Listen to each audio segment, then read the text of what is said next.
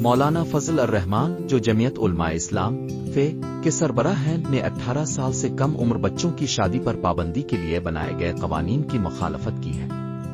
ان کا کہنا ہے کہ ایسے قوانین اسلامی تعلیمات کے خلاف ہیں۔ مولانا فضل الرحمان کے مطابق اسلام میں شادی کے لیے عمر کی کوئی متعین حد مقرر نہیں کی گئی، بلکہ بلوغت اور جسمانی و ذہنی پختگی کو بنیاد بنایا گیا ہے۔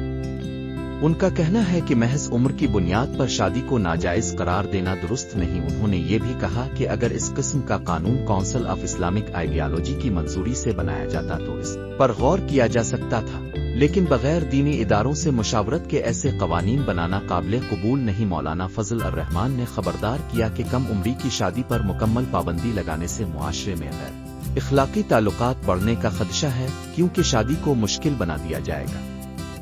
اسی بنیاد پر انہوں نے ان قوانین کے خلاف احتجاج اور مخالفت کا اعلان بھی کیا ہے۔ یہ بیان پاکستان میں بچوں کی شادی کی روک تھام سے متعلق بنائے گئے قوانین کے تناظر میں دیا گیا ہے، جن کا مقصد بچوں کے حقوق، تعلیم اور تحفظ کو یقینی بنانا ہے۔